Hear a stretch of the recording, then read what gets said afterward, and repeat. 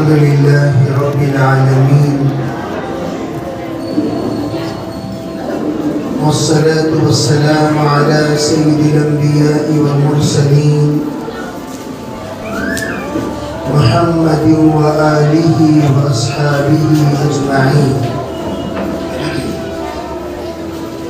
أما بعد فأعوذ بالله من الشيطان الرجيم. بسم الله الرحمن الرحيم. اقرأ باسم ربك الذي خلق خلق الإنسان من علق اقرأ وربك الأكرم الذي علم بالقلم علم الإنسان ما لم يعلم. سبحان ربك رب العزة عما يصفون وسلام على المرسلين والحمد لله رب العالمين. اللهم أيدنا بتأييدك اللهم أيدنا بتأييدك اللهم أيدنا بتأييدك يا رب العالمين. محترم معزز حضرات علماء کرام، بزرگان دین، پردہ نشین محترم خواتین، عزیز نوجوانوں، طلباء و طالبات، معلمین و معلمات، اللہ تعالیٰ نے ہمارے اس محبوب ادارے کا آج سالانہ جلسے کے موقع پر ہمیں شرکت سعادت عطا فرمائی. یہ سعادت اللہ کی بہت بڑی نعمت ہے. ہم دنیا میں مختلف قسم کے مجالس میں شرکت کرتے ہیں، لیکن وہ شرکت ہمارے کبھی خوشی کا، کبھی غم کا، کبھی اپنے عزائم کا، ارادوں کا، مقاصد کا ایک مجلس اور ایک اعتبار سے شرکت ہوتی ہے.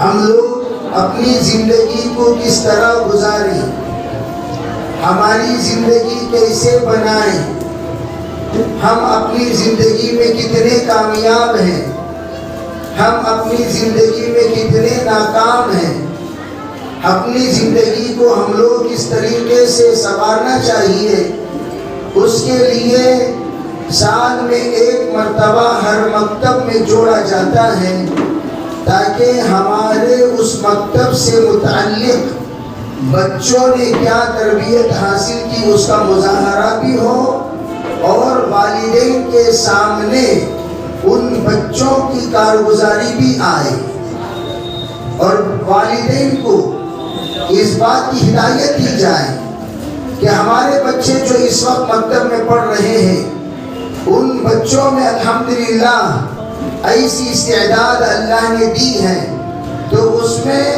صرف بچوں کا کمال نہیں بلکہ والدین کا بھی اپنی ذات کے اعتبار سے کمال ہے.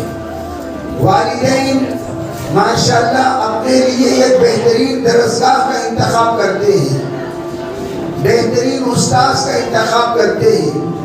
اسی لیے ہمارے اکابر کہتے ہیں آپ کبھی استاذ کے درسگاہ کے انتخاب میں جلدی نہ کریں، ذرا انتظار کرو، ذرا سوچو، ذرا تدبر کرو، ذرا مشورہ کرو، ذرا اس کے سلسلے میں 4 لوگوں کی رائے ملایا کرو، اور اس کے بعد بچوں کے سلسلے میں درسگاہ کا فیصلہ کیا کرو.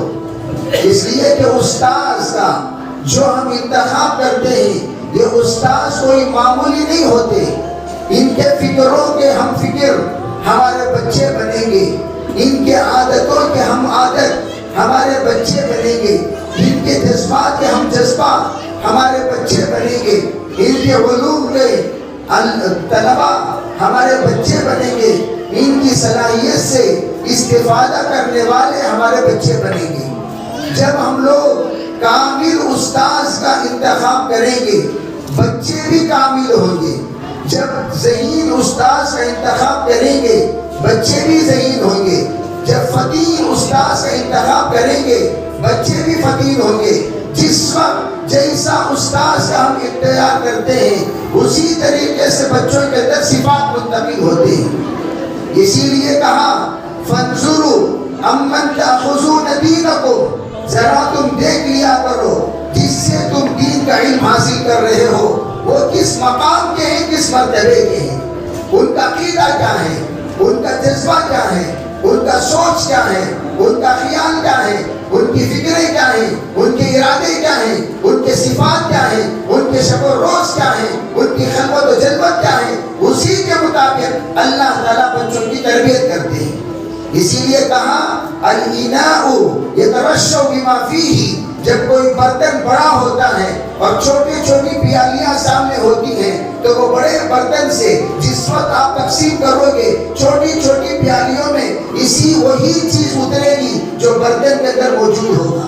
اگر برتن کے اندر شہد ہے، چھوٹی پیالیوں میں شہد، برتن کے اندر دودھ ہے، چھوٹی پیالیوں میں دودھ، برتن کے اندر پانی ہے، چھوٹی پیالیوں میں پانی، برتن کے اندر کافی ہے، چھوٹی پیالیوں میں کافی، برتن کے اندر شربت ہے، چھوٹی پیالیوں میں شربت۔ جو صفات استاذ کے اندر ہوتے ہیں وہی صفات بچوں کے اندر منتقل کرتے ہیں۔ اسی لیے علماء نے عجیب بات کہی، علماء نے عجیب بات کہی کہ ہم لوگ ذرا سوچیں، انبیاء علیہ السلام کے سلسلے میں انبیاء کا استاذ اللہ کسی کو نہیں بنایا، انبیاء کی تربیت اللہ کرتا تھا، انبیاء کی تعلیم اللہ دیتا تھا، انبیاء کے لیے جو کچھ نظم و نسق تھا وہ انبیاء کی طرف سے، اللہ کی طرف سے ہوتا تھا۔ اللہ نے نبیوں کی تربیت میں کسی کا سہارا نہیں لیا، یہاں تک کہ نبیوں کے باپ کا بھی سہارا اللہ نے نہیں لیا۔ نبیوں کے باپ وہ بھی نبیوں کی تربیت میں وہ ہمسر نہیں ہے، ساتھی نہیں ہے، شریک نہیں ہے، ڈائریکٹ نبیوں کی تربیت اللہ نے فرمائی۔ میں ابھی ختم نبوت کے سلسلے میں بات کر رہا تھا، میں نے کہا ساتھیوں کو آج کل ایک سب سے بڑا وبا چل پڑا ہے، کوئی اٹھتا ہے اپنے آپ کو نبی کہنے لگتا ہے، کوئی اٹھتا ہے مہدوی کہنے لگتا ہے، کوئی اٹھتا ہے وہ عیسیٰ کہنے لگتا ہے، کوئی اٹھتا ہے وہ موسیٰ کہنے لگتا ہے۔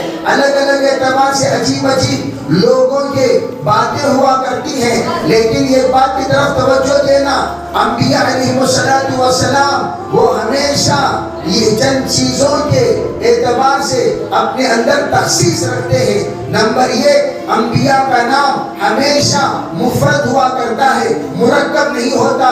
آدم مفرد ہے، نوح مفرد ہے، ابراہیم مفرد ہے، شیس مفرد ہے، لوط مفرد ہے، یعقوب مفرد ہے، یوسف مفرد ہے، اسماعیل مفرد ہے، اسحاق مفرد ہے، موسیٰ مفرد ہے، عیسیٰ مفرد ہے، محمد مفرد ہے، احمد مفرد ہے۔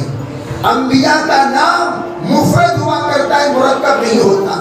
آپ دیکھو گے مدعیان نبوت جتنے بھی ہیں وہ سب کے سب اپنا نام دو رکھتے ہیں، ایک نہیں، دو رکھتے ہیں، ایک نہیں۔ انبیاء کا نام دو نہیں ہوتا، سنگولر ہوتا ہے، ایک ہوتا ہے، سنگل ہوتا ہے۔ نمبر دو، انبیاء علیہ السلام کا کوئی استاد نہیں ہوتا۔ الرحمن علم القرآن خلق الانسان علمہ البیان، اللہ اکیلا تنہا استاد ہوتا ہے تمام نبیوں کا، لیکن یہ تمام جتنے جھوٹے نبوت کے دعوے دار ہیں سب کے استاد موجود ہیں۔ نمبر تین، انبیاء مصنف نہیں ہوتے، انبیاء کی کوئی کتاب نہیں ہوتی، یہ نہیں بتا سکتے آپ یہ آدم علیہ السلام کی لکھی ہوئی کتاب ہے، یہ ابراہیم علیہ السلام کی لکھی ہوئی کتاب ہے، یا یعقوب علیہ السلام کی لکھی ہوئی کتاب ہے، یہ موسیٰ علیہ السلام کی لکھی ہوئی کتاب ہے۔ نہیں، انبیاء جو بھی ہوتے ہیں آسمان کی کتاب امت تک لا کر پہنچاتے ہیں۔ صحف ابراہیم و موسیٰ، ابراہیم علیہ السلام کے صحیفے تھے، موسیٰ علیہ السلام کے صحیفے تھے، آدم علیہ السلام کے صحیفے تھے، موسیٰ علیہ السلام پر تورات اللہ نے رمضان المبارک ہی میں نازل فرمایا، اور عیسیٰ علیہ السلام پر انجیل اللہ نے رمضان میں نازل فرمایا، حضرت داؤد علیہ السلام پر زبور اللہ رمضان المبارک میں نازل فرمایا۔ علماء کہتے ہیں یہ کیا تین یہ تاریخ ہے تورات کے نزول کا۔ بعضوں نے فرمایا داؤد علیہ السلام پر زبور کے نزول کا، اور کہا 1 اور 15 یہ تاریخ انجیل کے نزول کا، اور فرمایا 17 اور 19 یہ تاریخ ہے تورات کے نزول کا، اور 21 تاریخ یہ تاریخ قرآن پاک کے نزول کا۔ اللہ نے ان تاریخوں میں انبیاء پر قرآن نے، انبیاء پر تورات انجیل زبور نازل کیا، اس کا کوئی مصنف نہیں ہوا کرتا، لیکن یہ تمام جتنے مدعیان نبوت ہیں سب کے سب مصنف تھے۔ میں یہ بتانا چاہتا ہوں اللہ نے ڈائریکٹ انبیاء کو کیوں پڑھایا؟ اس لیے کہ انبیاء کامل ہیں، اور کامل کو پڑھانے کے لیے اکمل ہونا چاہیے، اور اکمل صرف اللہ ہے، اللہ کے علاوہ کوئی کامل نہیں دنیا میں۔ لیکن ماشاءاللہ اللہ نے اس کے بعد جب زمانہ چلایا تو وہ زمانے میں کیا تھا، ایک ایک کامل کو اللہ نے کامل کی صحبت میں کامل بنایا۔ حضور کی صحبت میں صحابہ بنے، صحابہ کی صحبت میں تابعین بنے، تابعین کی صحبت میں تبع تابعین بنے، تبع تابعین کی صحبت میں اولیاء بنے، اولیاء کی صحبت میں انبیاء بنے۔ چلتے چلتے علماء کی ایک بڑی جماعت بنتی چلی گئی۔ چنانچہ کیا کہا گیا، العلماء ورثۃ الانبیاء، علماء یہ انبیاء علیہ السلام کے وارث ہیں۔ اور آپ نے جس وقت اپنے بچوں کو پڑھانے کا ارادہ کیا، اپنے بچوں کی تربیت کا ارادہ کیا، اپنے بچوں کے تنظیم کا ارادہ کیا، اپنے بچوں کے ایمان کا تکمیل کا ارادہ کیا، اپنے بچوں کو الف سے لے کر حدیث تک جب پڑھانے کا ارادہ کیا، آپ نے جن احباب کا منتخب فرمایا وہ علماء ہیں۔ یہ وہی علماء ہیں جن کو انبیاء کے وارث کہا جاتا ہے۔ ورنہ آج کل لوگ آن لائن کلاسز بھی لینا شروع کر دیے۔ آن لائن کلاسز میں یہ بتا رہا تھا، ارے بھائی پہلا زمانہ تھا انبیاء علیہ السلام کا نام رکھتے تھے، ان کے صفات کو دیکھ کر نام رکھتے تھے، ان کے جذبات کو دیکھ کر نام رکھتے تھے، ان کی سیرت کو دیکھ کر کوئی نام رکھتا ہے یعقوب، کوئی نام رکھتا ہے ایوب، کوئی نام رکھتا ہے محمد، کوئی نام رکھتا ہے موسیٰ، کوئی نام رکھتا ہے عیسیٰ۔ اور اس کے بعد انبیاء علیہ السلام کے نام کے بعد صحابہ کا نام دیکھ کر رکھتے تھے، پھر تابعین کا نام، اولیاء کا نام، اتقیاء کا نام، محدثین کا نام، مفسرین کا نام، علماء کا نام لوگ رکھتے تھے۔ لیکن آج کل جو نام رکھتے ہیں وہ آن لائن کے نام رکھتے ہیں، چنانچہ ہماری پوری اولاد آن لائن ہی میں ہے، 24 گھنٹے موبائل میں۔ کیوں؟ نام آپ نے موبائل کو دیکھ کر رکھا، بچہ بھی موبائل ہی کا تابع ہو گیا۔ نام آپ نے انٹرنیٹ کو دیکھ کر رکھا، بچہ بھی انٹرنیٹ کے تابع ہو گیا۔ نام آپ نے سائبر میں بیٹھ کر رکھا، بچہ بھی آپ کا سائبر کی اولاد بن گیا۔ نام آپ جس سے پوچھ کر رکھتے ہیں وہ بچہ اسی کا ہو جاتا ہے۔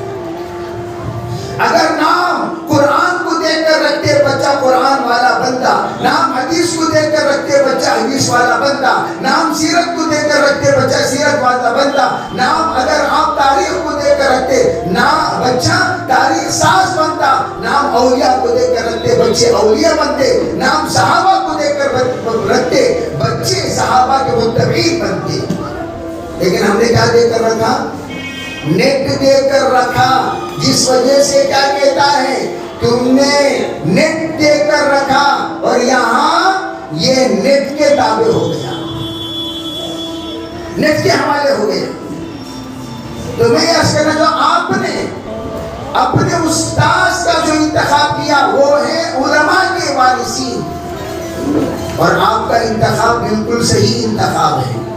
جب ماشاءاللہ آپ نے یہ انتخاب کر ہی لیا تو دوبارہ بات سنو، علماء سے کے تابع ہو کر جب ہم پڑھانے شروع کرتے ہیں، ہماری پڑھائی نورانی قاعدے کے حد تک محدود نہ رہے، ہماری پڑھائی الف لام تراویح یاسین کے نازلے کے حد تک محدود نہ رہے، ہماری پڑھائی 40 دعاؤں کے حد تک محدود نہ رہے، ہماری پڑھائی 40 حدیثوں کے حد تک محدود نہ رہے، بلکہ ہماری پڑھائی پوری شریعت کے مطابق ہونی چاہیے۔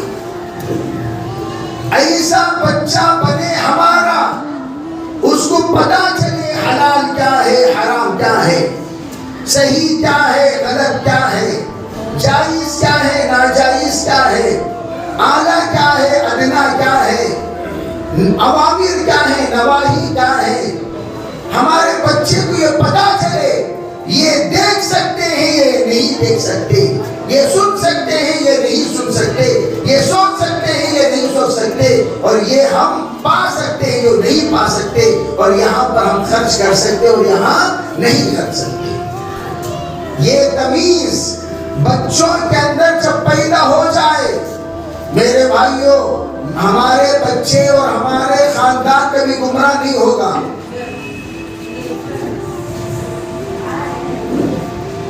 آج کیا ہے؟ آج ہمارے پاس علم التمیز نہیں ہے، علم التمیز۔ علم التمیز کیا؟ بعض لوگ کیا کہتے ہیں؟ بدتمیز کہتے ارے بھئی یہ بدتمیز ہو گیا، یہ بدتمیز ہو گیا، یہ بدتمیز ہو گیا۔ بدتمیز کسے کہتے ہیں؟ جن کو چھوٹے بڑوں کی تمیز نہیں۔ چھوٹوں سے کیسی بات کی جائے، بڑوں سے کیسی بات کی جائے، اپنوں سے کیسی بات کی جائے، پرائیوں سے کیسی بات کی جائے، تجارت کی بات کیسی کی جائے، ملازمت کی بات کیسی کی جائے، انانیت کی بات کیا ہوتی ہے، اپنائیت کی بات کیا ہوتی ہے، اپنوں کو اپنانا کیسے ہے، پرائیوں کو اپنانا کیسے ہے، یہ تمیز جس کے پاس نہیں ہے اسے کہتے ہیں بدتمیز۔ علماء کے سامنے کس طرح گفتگو کرنا چاہیے تمہیں پتا نہیں، اللہ والوں کے سامنے کیسا رہنا چاہیے تمہیں پتا نہیں۔ فرمایا علماء کے سامنے زبان کو محفوظ رکھا کرو، زبان کو کنٹرول میں رکھا کرو، اللہ والوں کے سامنے دل کو کنٹرول میں رکھا کرو، سوچ کو کنٹرول میں رکھا کرو۔ تو یہ تمیز سکھانے والا علم اسلام ہے۔ اسلام سے بڑھ کر تمیز سکھانے والا کوئی نہیں۔ اسلام جانور کو جانور کا درجہ دیتا ہے، انسان کو انسان کا درجہ دیتا ہے، پتھر کو پتھر کا درجہ دیتا ہے، ہاتھی کو ہاتھی کا درجہ دیتا ہے، چوہے کو چوہے کا درجہ دیتا ہے، بیل کو بیل کا درجہ دیتا ہے۔ اسے کہتے ہیں تمیز۔ اسلام بدتمیزوں کو تمیز سکھانے کے لیے آیا، اور اس کا پہلا درسگاہ مکتب، اس کا پہلا درسگاہ مکتب۔ مکتب وہ درسگاہ ہے جو ماں کو ماں کی طرح دیکھنے کو کہتا ہے، مکتب وہ درسگاہ ہے باپ کو باپ کا درجہ دینے کو کہتا ہے، مکتب وہ درسگاہ ہے بڑے کی قدر کرنے کو کہتا ہے، مکتب وہ درسگاہ ہے علماء دین کو قدر کرنے کو کہتا ہے، مکتب وہ درسگاہ ہے جس کے ذریعے سے حلال و حرام کا خیال رکھنے کو کہتا ہے۔ اگر حلال و حرام کا خیال نہ رہے تو کیا ہوگا پتا ہے؟ کہا لوگ جب آزاد ہو جاتے ہیں، حلال حرام کی تمیز جب ان کے اندر سے نکل جاتی ہے تو کیا کہتے ہیں؟ عجیب مصرع ہے، ذرا غور سے سنیں۔ کہاں کا حلال، کہاں کا حرام، کہاں کا حلال، کہاں کا حرام۔ اور کا آگے کا مصرع سنو، نکلے ہائے ہوتی، نکلے ہائے ہوتی ہوئے رام لال۔ کیا مطلب؟ کیا مطلب؟ مطلب یہ ہے کہ حلال اور حرام کی تمیز جس کے پاس نہیں ہے، حلال میں ہا لام حلال، عربی ہا لام الف لام حلال، ہا کو نکال دو لال، حرام میں ہا کو نکال دو رام، حلال میں ہا کو نکال دو لال، حرام میں ہا کو نکال دو رام۔ تو کیا ہوا؟ کہا کہ دیکھو کہاں کا حلال کہاں کا حرام، نکلے ہائے ہوتی ہوئے رام لال۔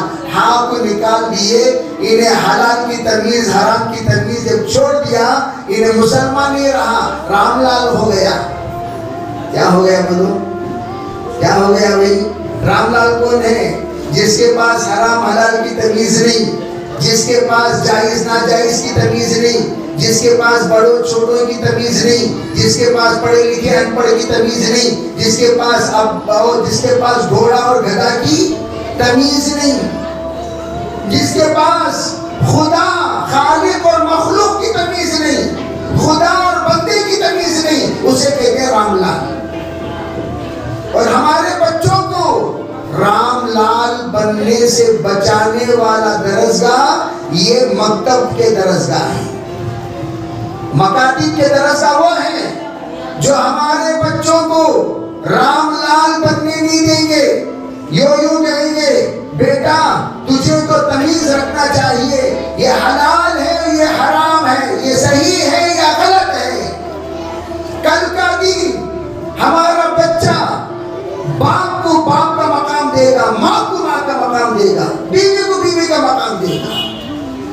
اور آج امت کا ایک بڑا طبقہ بیوی کو بابا کا مقام دے دی، بیوی کو بابا کا مقام۔ کیا مطلب؟ آج ہماری بیویاں ہمارے شیخ بن چکی ہیں، باپ بن چکی ہیں۔ پہلے کہا جاتا تھا باپ کی بات مت ٹالو، لیکن آج بیوی کی بات مت ٹالو۔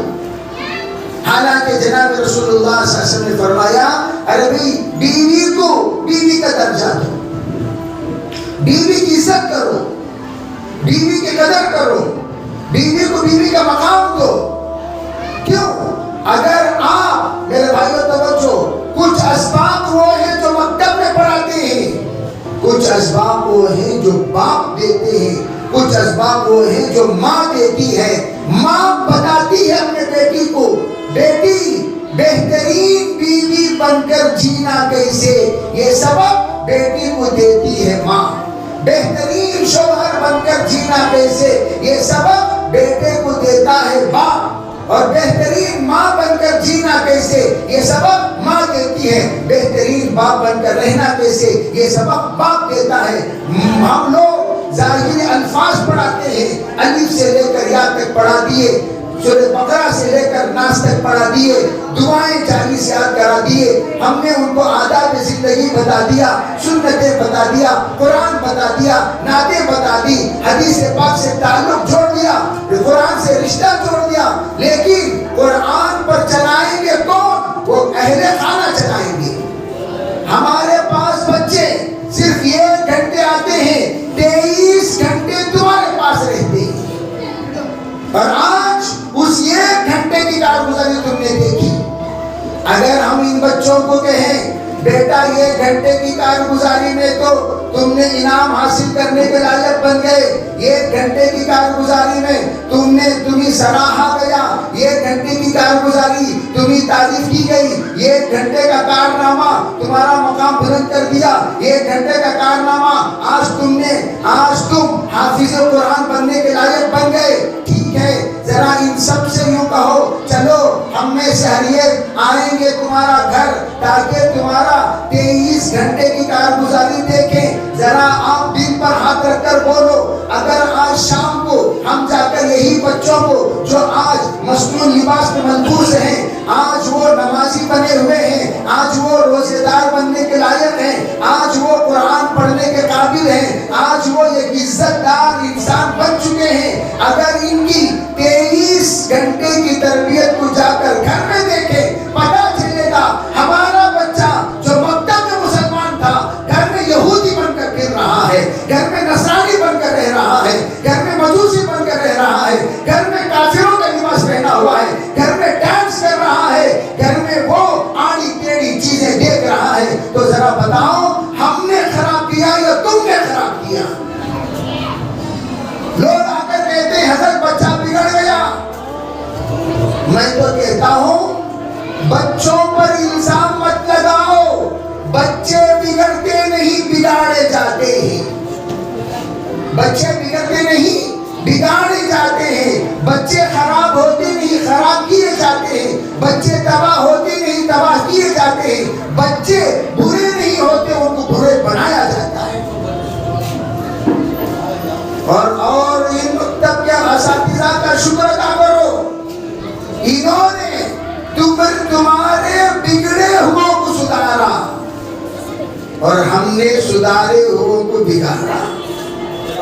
جب سدھر کر ہمارے بچے آئے گھر اور کہا السلام علیکم ورحمت اللہ امی، السلام علیکم ورحمت اللہ ابو، السلام ورحمت اللہ خالہ جان، السلام علیکم ورحمت اللہ نانا جان، السلام ورحمت اللہ دادی جان، السلام علیکم ورحمت اللہ خلی، تو جواب کیا ملتا ہے؟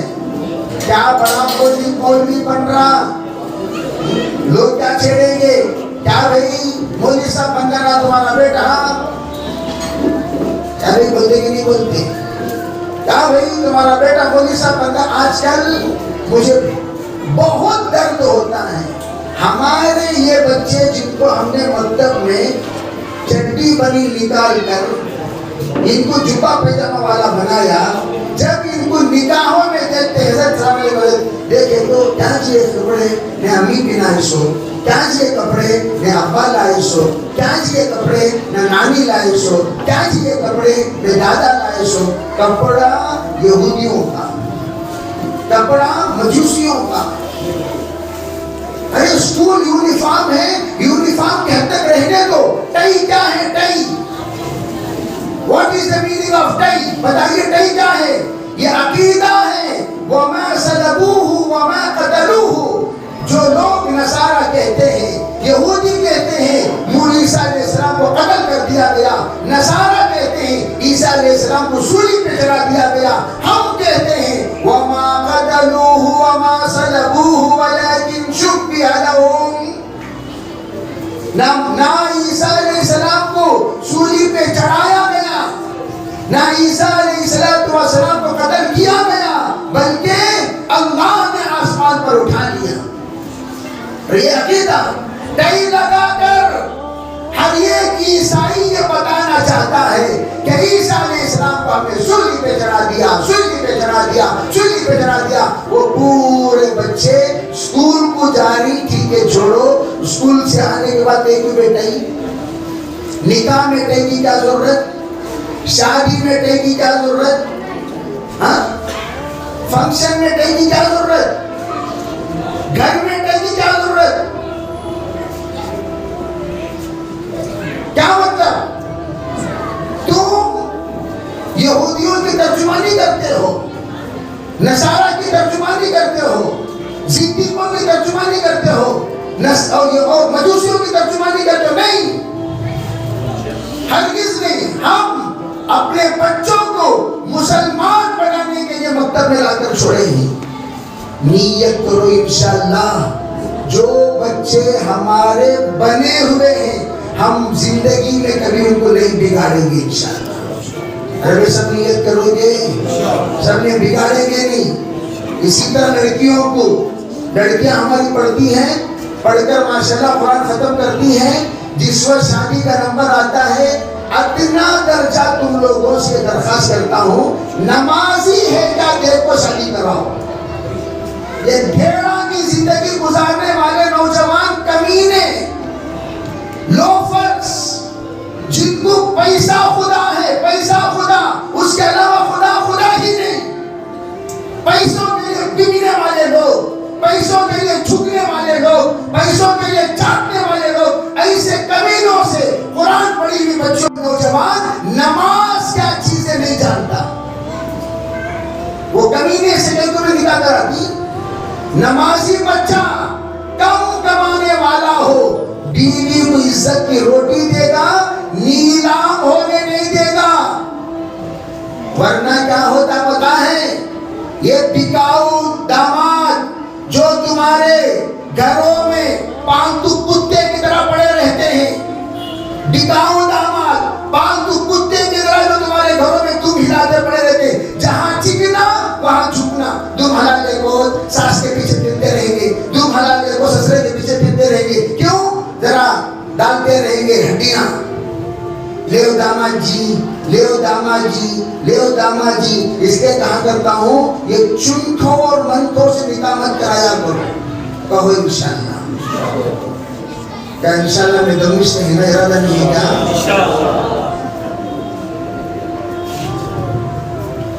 चुनखों और मनखों से क्या नहीं करना, निकाह नहीं करना, जरूरत किस नहीं।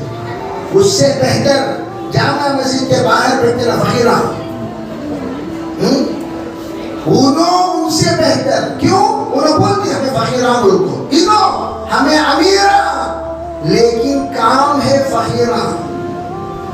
जाहिर से अमीर, जुबान फकीर, ऐसे फकीरों को जो जाहिर से अमीर लगे और हकीकत में फकीर हो, उनसे हरगिज़ निकाह मत कराओ, जिंदगी भर रोओगे, जिंदगी भर रोओगे। इसलिए मैं कहता हूँ कुरान पढ़ने पढ़ी हुई बच्चियों का निकाह ऐसे लड़कों से करो जो कम अज कम क्या हो, बोलो बोलो भी क्या हो, नमाजी हो, मस्जिद का एड्रेस जानता हो, कुरान पढ़ा हुआ हो। उसे पूछो मेरी बच्ची कुरान पढ़ते है बाप, तू भी नहीं, मैं MBA MBBS वो सब जरूरत नहीं, तू कुरान पढ़िया क्या? नहीं पढ़िया, जरा हटको खड़ो, तू पढ़ेगा बा और पढ़ दो इधर आ। अब पूछो क्या क्वालिफिकेशन, पहले उन्हें मुसलमान है क्या पूछो जी, हमारे बच्चे मुसलमान नहीं है, इन्हें जो आया हुआ है आपके पास उनके बारे में तू मुसलमान है क्या पहले पूछो।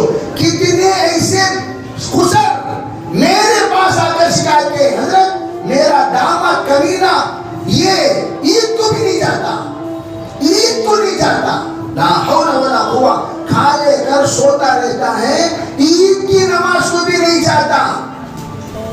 6-7 जनों की लिस्ट है, मैं बोला इन्हें कत्ल करना वाजिब इसलिए, मुसलमान है कि सगा एक्टिंग कर ले फिर राज दलीदर हो। ये इंसान क्या है? ये एक अल्लाह की बंदी तहज्जुद गुजार खातून मकतब में उस अल्लाह की बंदी ने हिफ्ज किया, उसका केस आया, वो कहने लगी कि मैं जब नमाज पढ़ती हूँ मेरा शौहर पीकर मुझे लात मारता है। ये सब जुर्म किसके ऊपर डालना हो? बच्ची ने क्या जुर्म किया? ये तमाम जितने औरतें खाली पैसा पैसा, कितना कमा रही पूछो, कितना कमा रही पूछो, कितना कमा रही पूछो, बोल बोल की औरत है ना, आगे अकल अल्लाह बचाना सो। जब मर्द हजरात को मर्द की तहकीक करने दो, औरतों को औरतों की तहकीक करने दो, मर्द हजरात की तहकीक नहीं हो आप चला करती सो, नहीं उन्हें बहुत अच्छा लड़का, तुमने क्या जी मालूम, तुमने क्या मालूम, बहुत अच्छा लड़का, बहुत अच्छा लड़का, बहुत अच्छा लड़का, बहुत अच्छा लड़का। अक्सर लड़के करते क्या है पता नहीं, यहाँ उन्वान मेरा क्यों बदल रहा है, हो सकता है यहाँ इसे हरकतें कुछ हुई होगी। अच्छा लड़का मौलवी साहब के पास जाकर मौलवी साहब जरा पैजामा दीजिए, हजरत इमाम साहब जरा जुब्बा दो, लेकर दोनों के पास मौलवी साहब का पैजामा, हजरत का जुब्बा, हाथ में मस्जिद की तस्बीह पकड़ लेकर ऐसा बैठा रहता है। क्या भी लड़का लेकिन बहुत कम बोलती सो। दूसरी बात काम भी लो कैसे भी, हजरत हीरा चराग लेकर तलाश करे तो भी नहीं मिलता, वो बराबर है। हीरा तो चराग लेकर तलाश करके मिलता क्या? जुमला तो सही है, हीरा बिल्कुल सही, चराग लेकर तलाश करे तो भी नहीं मिलता, वो भी सही। क्यों? हीरा वो खुद चमकता है, चराग की क्या जरूरत? उल्लू बनाते हो? अरे हीरा खुद चमकता है, रोशन होता है, नूरानी होता है, उसे चराग की क्या जरूरत है भाई? और हम लोग ऐसे हरकतें कर लेते हैं जिसका नतीजा क्या होता है? हमारी बच्चियां बाप को बदुआ देती हैं, माँ को बदुआ देती हैं। अरे तुझे पसंद, तेरी बच्ची को तो पूछ पसंद की नहीं पसंद, फन के हो माता वलकुम निसा, बेटे को तो पूछ पसंद की नहीं पसंद। पर आजकल तुम्हारे चिच्चा को बहुत पसंद आई बा बच्ची हो, تمہارے دادا کو بھی بہت پسند ہے کہ وہ انہوں کی شادی کرنے والی ہے. ہمارے چچا، ہمارے دادا، ہمارے نانا انہوں کی شادی کرنے والی. جو شادی کر رہا اسے پسند نہیں ہے، زبردستی میں کیوں کرتی؟ اس لیے کرنا کیا چاہیے؟ اگر کوئی بچی پسند آ گئی تو سب سے پہلے اسے استخارہ کرو. استخارہ کرو. لڑکا پسند آ گیا، استخارہ کرو، پھر اس کے بعد جا کر نکاح کے بارے میں آگے بڑھو. خیر میں یہ کہہ رہا تھا ہمارے بچے مکتب میں ماشاءاللہ بہترین تربیت پاتے ہیں. اس تربیت کے لیے ہم فیس دیتے ہیں. کیا دیتے ہیں بولو؟ کیا دیتے ہیں؟ فیس. وہ بھی رولے رولے رولے کو سڑی صورت بنانے کو فیس دیتے ہیں. بعض لوگ آپ لوگوں کے بارے میں سنا ماشاءاللہ پورے کے پورے مکمل فیس دیتے. اللہ قبول فرمائے. اللہ تعالیٰ اور دیتے رہنے کی توفیق عطا فرمائے. ایک صاحب فیس آپ کو دیتی، کیا کہتے ہو حضرت؟ ہفتے میں 5 روپے دیتی، ہفتے میں 5 روپے، ہفتے میں 10 روپے. میں بولیا ان کو اس سے بہتر کیا ہے، نہر نماز کے بعد باہر کھڑ جاؤ. کہاں کھڑ جاؤ؟ گیٹ کے پاس ہے. جتنا ملتا ہوتا ہے وہ ذرا فیس ادا ہو جائے. آسان ترتیب، ٹینشن اس لیے کو تم نہ دینا ہوتی. تکلیف ہے کہ ابھی نماز پڑھتے ہی بھائی میرا بچہ پڑھ رہا ہے، کیا تیرے دال کو جاؤ بھائی، میرا بچہ پڑھ رہا ہے، کیا تیرے دال کو جاؤ بھائی. انہوں نے دیکھیں گے، دیکھ دال کو تھوکنے والا تھوکے گا، تھوک دے گی، شرم آتی نہیں دلیل کرنا. تھوکنے والا تھوکے گا، ڈالنے والا ڈالے گا. جو دال تھا وہ دال کو دے دال کو فیس ادا ہو جائے گی. یہ کیا رولے رولے رولے رولے کو بعض جگہوں پر فیس دیتے نہیں. فیس اڑ جاتی فیس دینے سے. فیس دیو کو تو فیوز اڑ جاتا ان کا. یہ ہو جاتا ہے. تو ہم لوگ جو دے رہے ہیں یہ کیا مسلمان جو بچوں کو ہمارے اساتذہ نے بنایا، اللہ جو آخرت میں ہم سے سوال کرے گا، ہم سے جو اللہ پوچھے گا کیا تو نے مسلمان ہونے کا حق ادا کیا، اپنے بچے کی تربیت کی، اپنے بیٹی کی تربیت کی. اس طرح اس سوال سے بچنے کے لیے میں لا کر مکتب میں چھوڑ رہی ہوں، میں چھوڑ رہا ہوں. وہ چھوڑنے کی برکت سے جو وہ بچہ ہمارا ٹریننگ لے کر مسلمان بنا، اسلام سیکھا، اس کی فیس ہم دے رہے ہیں. تو پیار محبت سے دو، اللہ نسلوں میں دین کو باقی رکھے گا انشاءاللہ. کریں گے بھی انشاءاللہ. اور اس کے علاوہ میں نے سنا ہماری مائیں بڑی ہی ماشاءاللہ دور دور سے آ کر چھوڑ کر کھڑی رہ کر بچوں کو لے کر جاتی ہے. اللہ ان کے نسلوں کو قبول فرمائے، اللہ ان کو آباد رکھے، اللہ اس کی قربانی کے بدلے میں اللہ ان کو خوب خوب نوازے.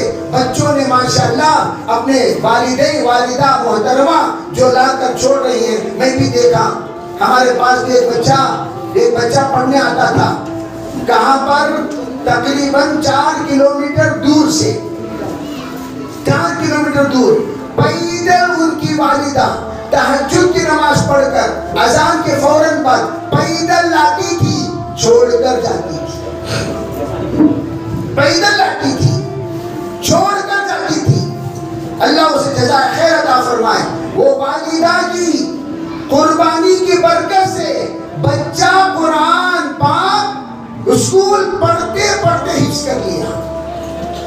آج وہ بچہ حافظ قرآن ہے، 10th کا ایگزام دے رہا ہے، قرآن پاک حفظ کر چکا ہے. اللہ نے اس کے سینے میں ان کی ماں کی دعا کی بدولت سینے میں قرآن کو بسا دیا. آج بھی ہماری مائیں جو قربانی دے رہی ہیں، کان کھول کر سنیں، اللہ تمہاری قربانی کو ضائع ہونے نہیں دے گا. ضرور تمہاری قربانی رنگ لائے گی، تمہاری قربانی رنگ لائے گی. بے فکر رہے. بچہ آج نہیں تو کل ماں کے لیے شان کا سبب بنے گا. اور کبھی ہماری مائیں بیزار نہ ہو، بیزار ہو کر میرا بچہ یہ نہیں کر سکتا وہ نہیں کر سکتا اس طرح ہرگز نہیں، بلکہ بیزار نہ ہو، ہمت کے ساتھ ہماری مائیں اس کارروائی کو آگے بڑھاتے رہیں. اللہ انشاءاللہ منزل تک ہمارے ماؤں کی قربانی کو پہنچائے گا. اس کے علاوہ میں یہ بتانا چاہتا ہوں کہ ہمارے جو اس تمام خوبیوں کے یہ خوبیاں جو کچھ ہمارے بچوں کے اندر پیدا ہوئی، جو میں نے سلسلہ بتایا، آپ نے جس استاذ کا انتخاب کیا وہ انبیاء کے وارث ہیں، وہ وراثت آپ کے بچوں میں تقسیم کر رہے ہیں۔ تو آپ ذرا اس بات کا خیال رکھیں، ہمارا مکتب کا کورس مکمل نہیں ہوتا۔ ناظرہ قرآن ہمارے مکتب کی دوسری سیڑھی ہے، step by step, step by step, step by step. آپ نے نورانی قاعدہ ختم کیا، اس کے بعد ناظرہ ختم کیا، اس کے بعد حفظ، دورے ناظرہ کو دوہراؤ، 10 بار 20 بار دوہراؤ، دور ہو گیا، حفظ کرو، حفظ ہو گیا، تفسیر پڑھو، تفسیر ہو گیا، تشریح پڑھو، پڑھتے رہو، پڑھتے رہو، پڑھتے رہو۔ ناظرے کی کلاس میں چھٹی نہیں ہے۔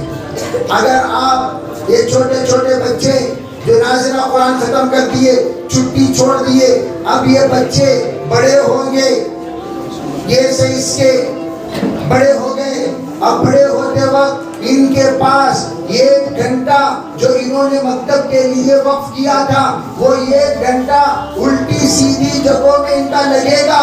جب لگے گا تو بچوں کے بگڑنے کا اندیشہ ہے۔ اس لیے بچوں کو ہرگز چھٹی نہ دو۔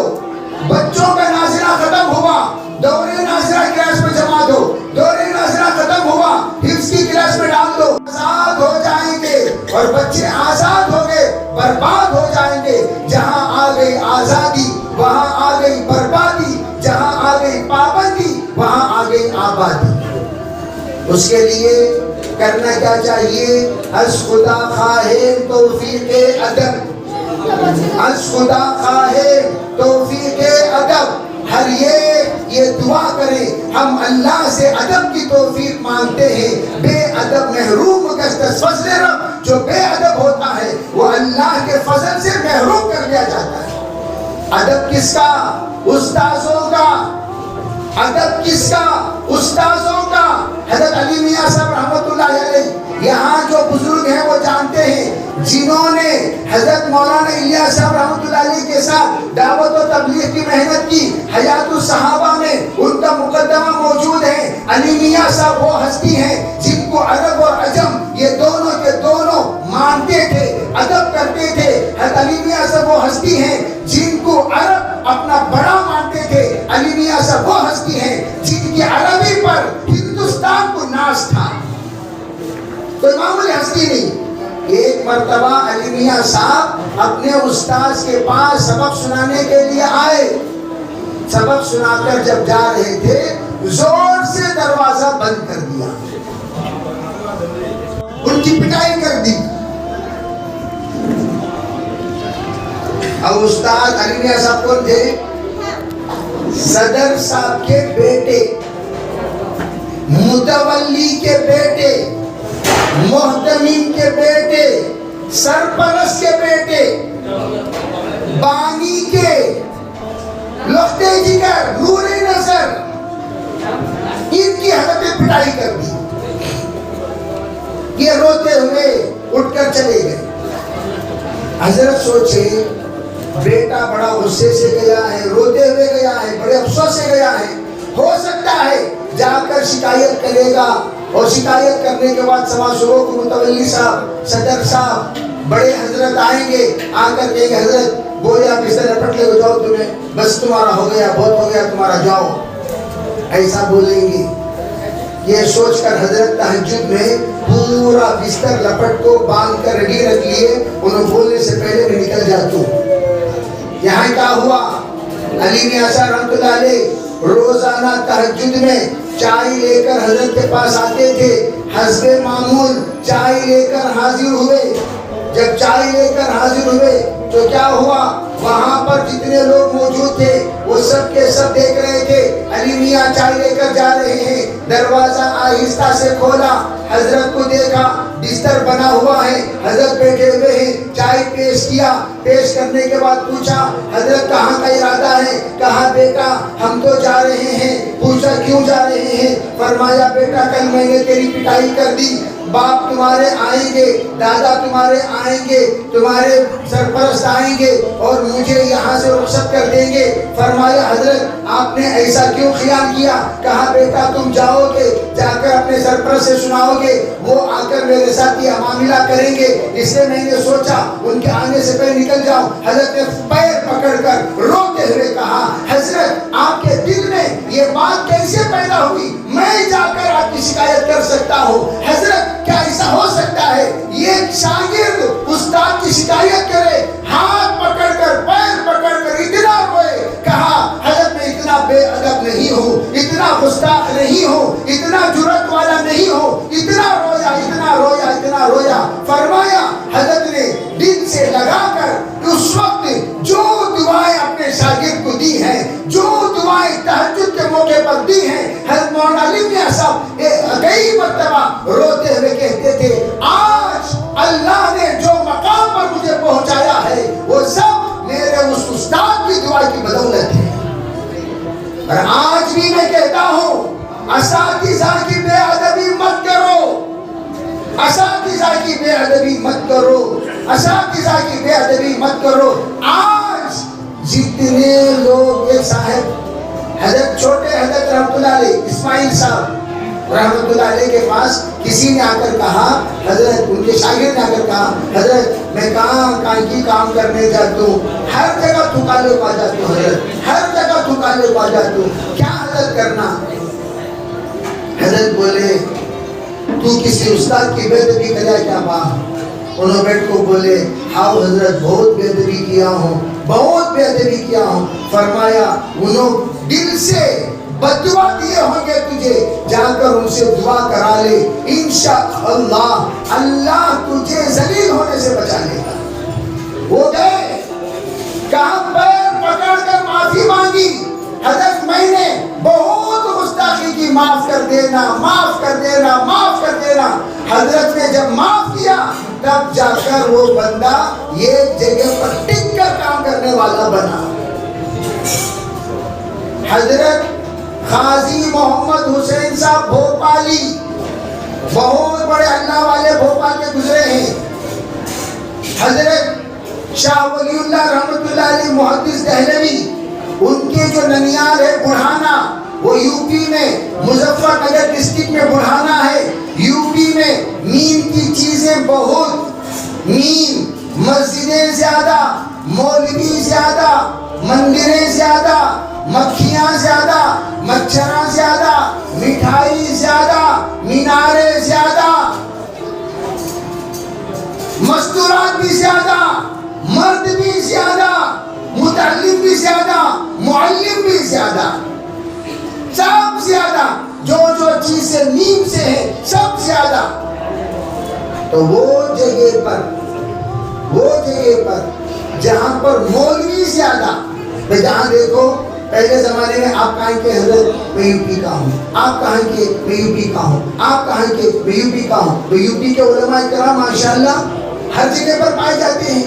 کوئی بھی اسٹیٹ ایسا نہیں جہاں پر یو پی کے علماء نہ ہو، ہر جگہ پر ماشاءاللہ کوئی نہ کوئی ہوتی ہی ہے۔ وہاں پر حضرت مولانا قاضی محمد حسین صاحب بھوپالی رحمت اللہ علیہ قرآن پڑھانے کے لیے گئے، لوگوں نے بڑی گستاخی کی، تمام مردوں نے تمام عورتوں نے حضرت کے پاس سے بچوں کو بلا کر لے گئے، کہا حضرت ہمیں آپ کے پاس نہیں پڑھانا ہے۔ حضرت نے پوچھا کیوں نہیں پڑھانا؟ نہیں حضرت یہ ہے وہ ہے، کچھ نجی دشمنی تھی، نجی کوئی عذر تھا۔ حضرت سے انہوں نے عذر فرما کر بچوں کو لے گئے۔ حضرت کہنے لگے ٹھیک ہے تمہیں مدرسے کو نہیں بھیجنی کوئی بات نہیں، میں تمہارے دہلیز کے پاس آ کر بیٹھوں گا، وہاں پر بچوں کو بھیج دو، میں قرآن پڑھا کر ان کو بھیج دیتا ہوں۔ حضرت رحمت اللہ علیہ جب جا کر بیٹھے وہاں بھی بچوں کو نہیں بھیجا، بلکہ الٹا جہاں حضرت بیٹھے وہاں پانی ڈال کر گیلا کر دیا، نہیں بیٹھنا۔ حضرت بولے اتنا بھی تم لوگ سخت دل والے مت بنو، سخت دل والوں کے ساتھ اللہ کا کلام کا رشتہ نہیں ہوتا، سخت دل والوں کے ساتھ حدیث کا رشتہ نہیں ہوتا، سخت دل والوں کے ساتھ اللہ کے رحمت کا رشتہ نہیں ہوتا، سخت دل والوں کے ساتھ اللہ کے طرف سے عنایتیں نہیں ہوتی،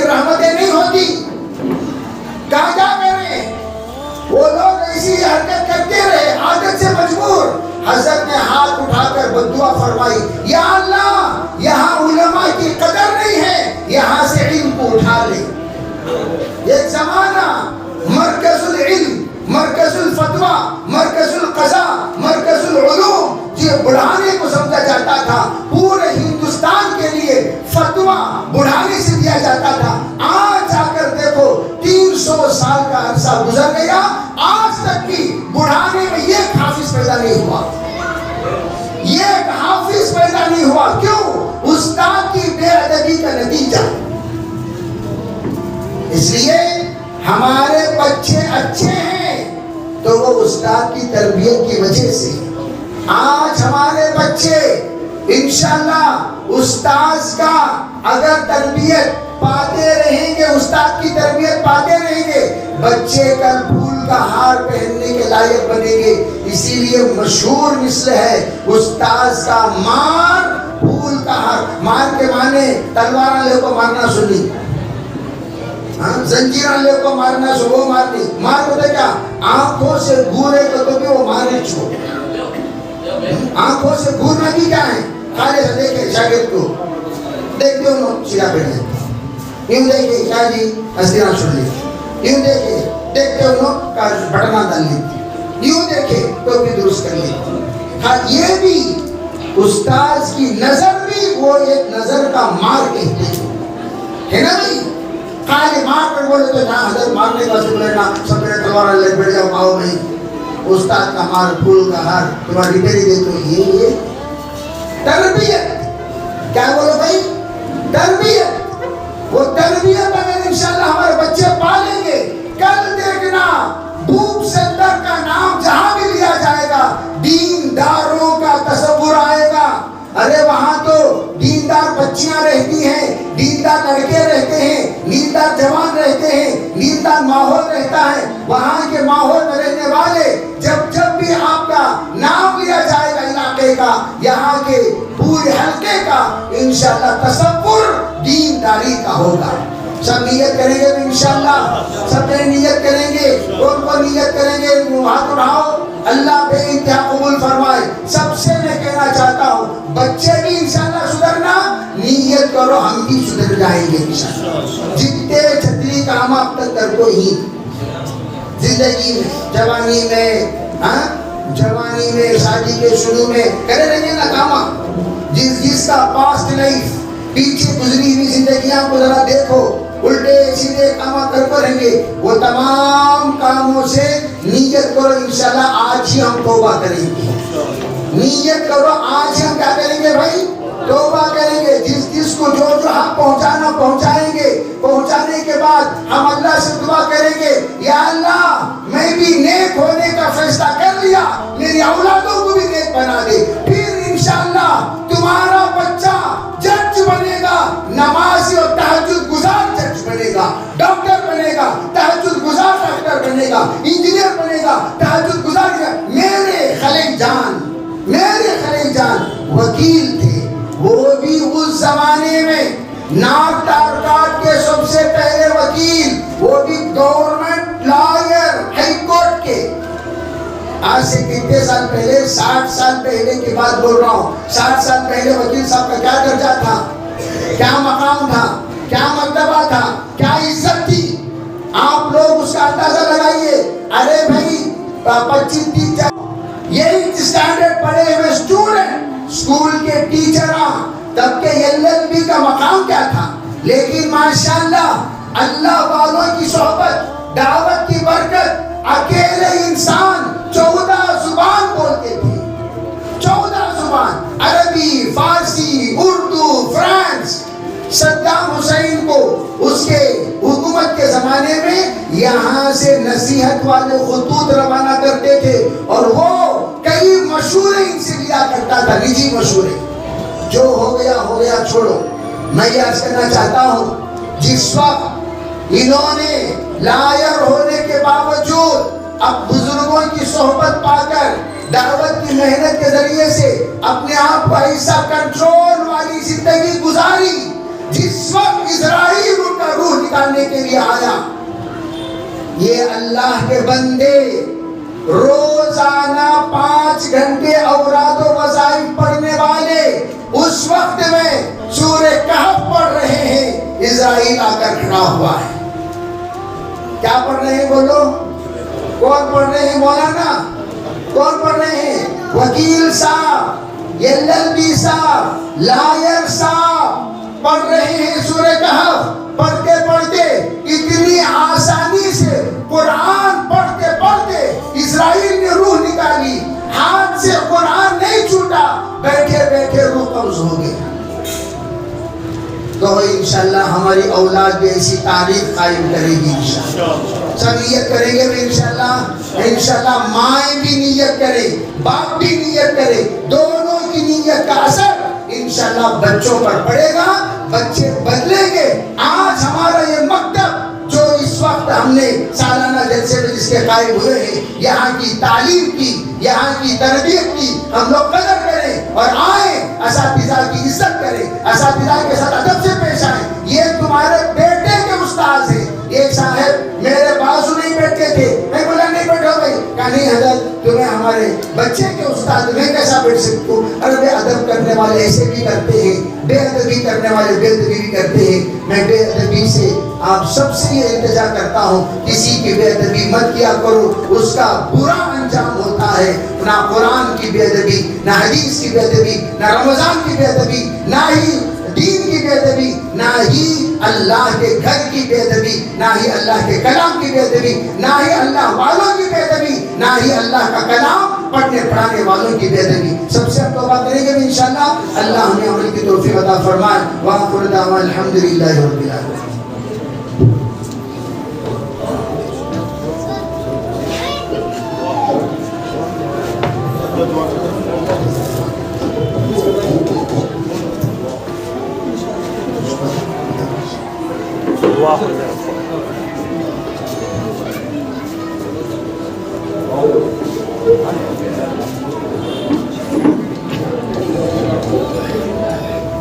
بيدر الشريف عليه إن شاء الله. اللهم لك الحمد كله ولك الشكر كله ولك المجد كله ولك الثناء كله وإليك يرجع الخلق كله. اللهم لا نحصي ثناء عليك أنت كما أثنيت على نفسك يا أرحم الراحمين يا أكرم الأكرمين يا ذا القوة المتين يا راحم المساكين. أصلح لنا شأننا كله ولا تكلنا إلى أنفسنا طرفة عين.